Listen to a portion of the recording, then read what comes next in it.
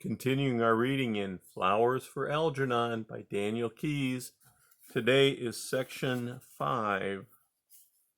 Progress Report 13, May 23rd. It happened today.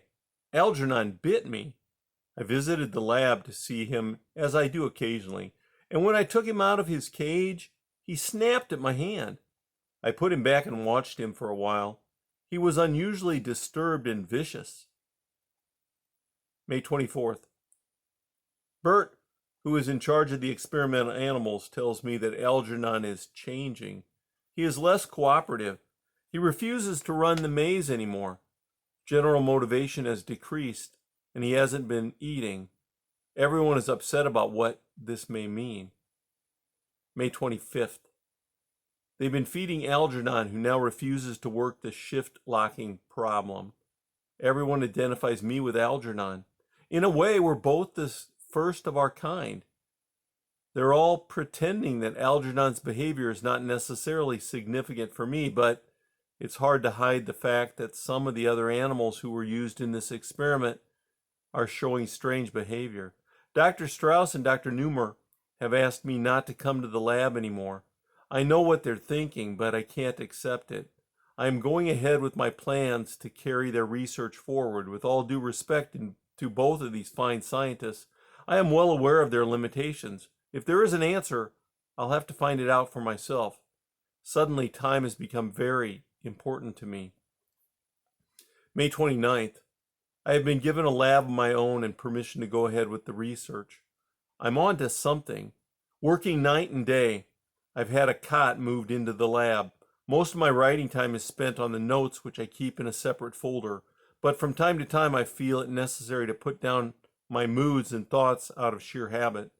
I find the calculus of intelligence to be a fascinating study. Here is the place for the application of all the knowledge I've acquired. In a sense, it's the problem I've been concerned with all my life. May 31st. Dr. Strauss thinks I'm working too hard. Dr. Neumer says I'm trying to cram a lifetime of research and thought into a few weeks. I know I should rest, but I'm driven on by something inside that won't let me stop. I've got to find the reason for the sharp regression in Algernon. I've got to know if and when it will happen to me. June 4th. Letter to Dr. Strauss. Copy. Dear Dr. Strauss, under separate cover, I am sending you the copy of my report entitled The Algernon-Gordon Effect, the study of a structure and function of increased intelligence, which I would like to have you read and have published. As you see, my experiments are completed.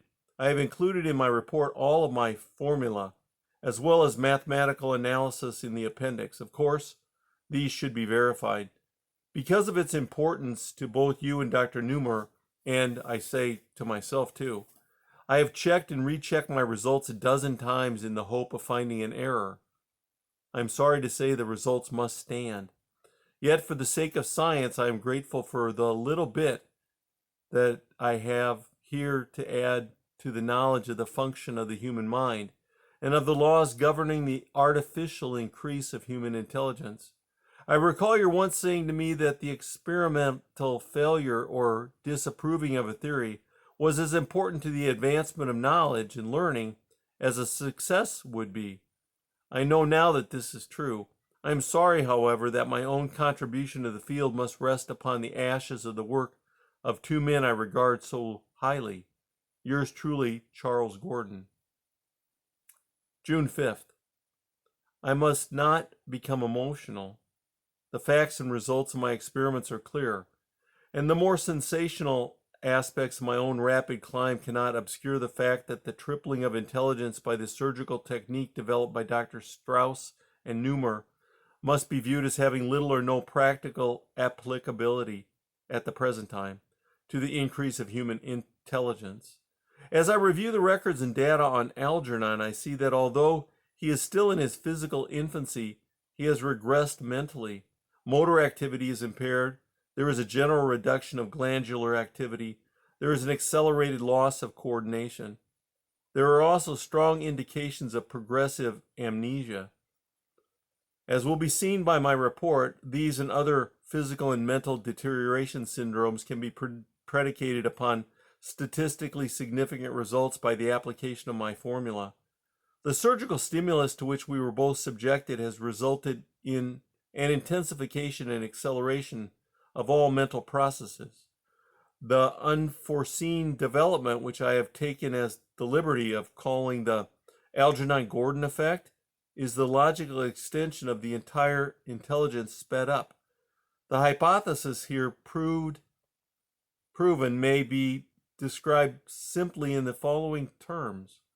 Artificially increased intelligence deteriorates at a rate of time directly proportional to the quality of the increase.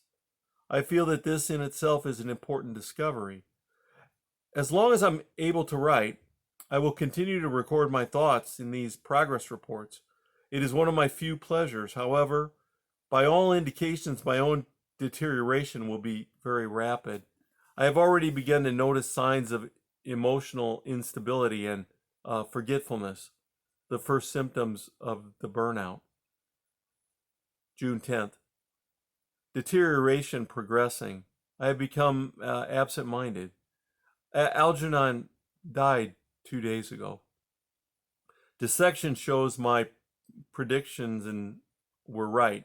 His brain has decreased in weight, and there was a general smoothing out of the cerebral convolutions, as well as a deepening and broadening of brain fissures. I guess the same thing is or will soon be happening to me.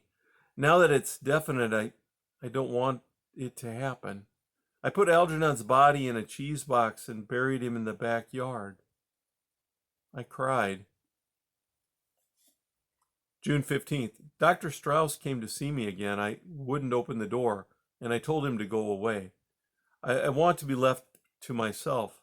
I have become touchy and irritable. I feel the darkness closing in. It's hard to throw off thoughts of suicide. I keep telling myself how important this introspective journal will be. It's a strange sensation to pick up a book that you've read and enjoyed just a few months ago and discover that you don't remember it.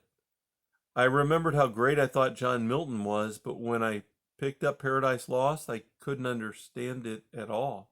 I got so angry I threw the book across the room.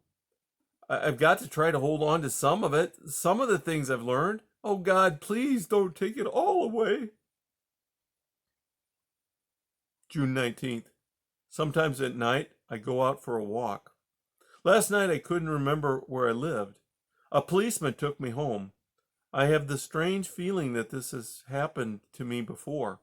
A long time ago, I keep telling myself I'm the only person in the world who can describe what's happening to me.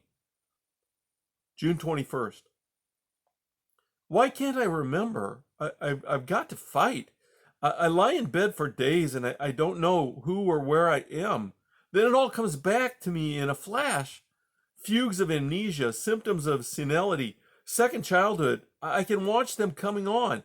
It's so cruelly logical. I learned so much and so fast. Now my mind is deteriorating rapidly. I won't let it happen. I'll fight it. I can't help thinking of the boy in the restaurant, the blank expression, the silly smile, the people laughing at him. No, please, not that again. June 22nd. I'm forgetting things I learned recently. It seems to be following the classic pattern. The last things learned are the first things forgotten, or is that the pattern? I better look it up again. I reread my paper on the Algernon-Gordon effect, and I get the strange feeling that it was written by someone else. There are parts I don't even understand. Motor activity impaired. I keep tripping over things, and it becomes increasingly difficult to type.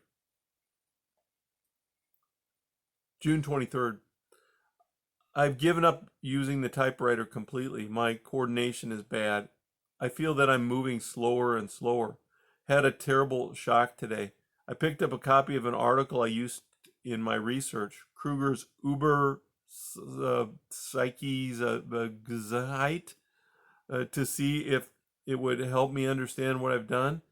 First, I thought there was something wrong with my eyes. Then I realized I could no longer read German. I tested myself in other languages. all gone. June 30th. A week since I dared to write again. It's slipping away like sand through my fingers. Most of the books I have are too hard for me now. I get angry with them because I know that I read and understood them just a few weeks ago. I keep telling myself I must keep writing these reports so that somebody will know what is happening to me, but it gets harder to form the words and remember spellings. I have to look up even simple words in the dictionary now, and it makes me impatient with myself. Dr. Strauss comes around almost every day, but I told him I wouldn't see or speak to anybody. He feels guilty, they all do. But I don't blame anyone. I knew what might happen, but how it hurts. That's the end of section 5.